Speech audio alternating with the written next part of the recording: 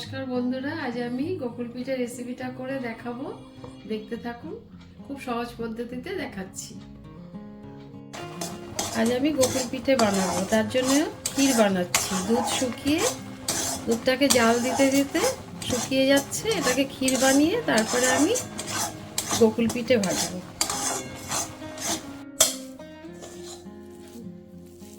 গোকুল পিঠে বানানোর জন্য আমার ক্ষীরটা তৈরি হয়ে গেল।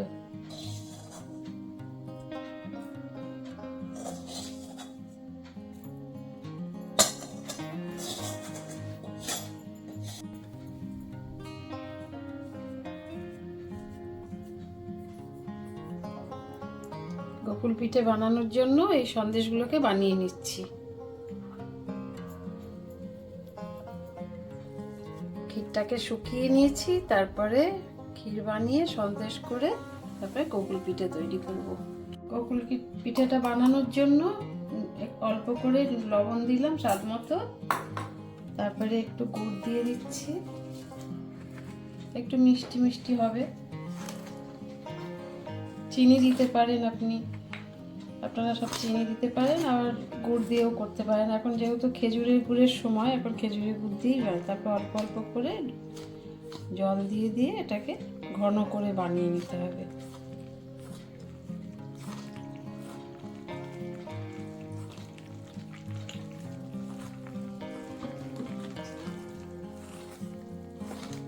এটা ময়দা দিয়ে বানাচ্ছি, আপনারা আটা দিয়েও বানাতে পারেন, অল্প চালের গুঁড়ো দিতে পারেন। আমি একটু ময়দা দিয়েই বানাচ্ছি।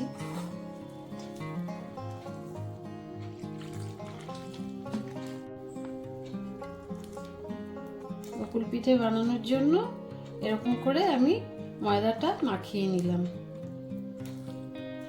বেশি ঘনও হবে না, আবার বেশি পাতলাও হবে না।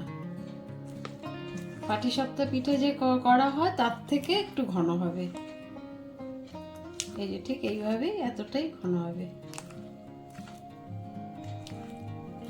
সাদা তেল দিয়ে দিলাম, রিফাইন তেল।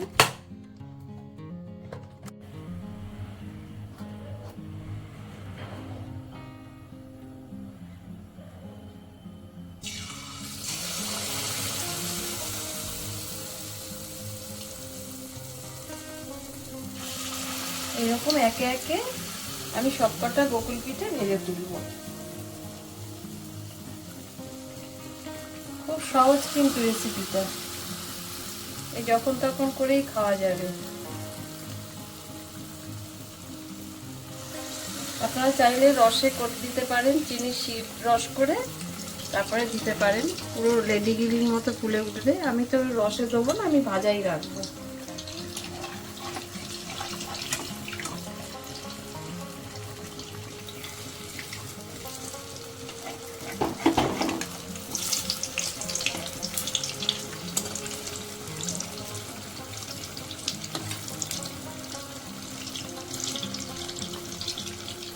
এইভাবে সব আমি একে একে ভেজে তুলব।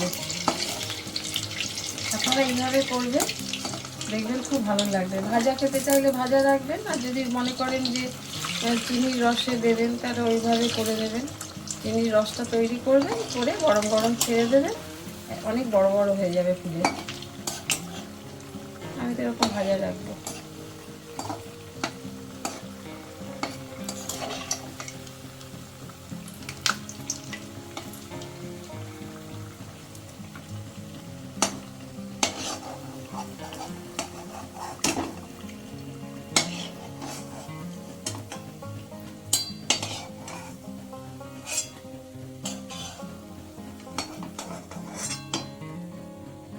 হয়ে গেল আজ আমার গোকুল পিঠের রেসিপি। কেমন লাগলো কমেন্টে জানাবেন।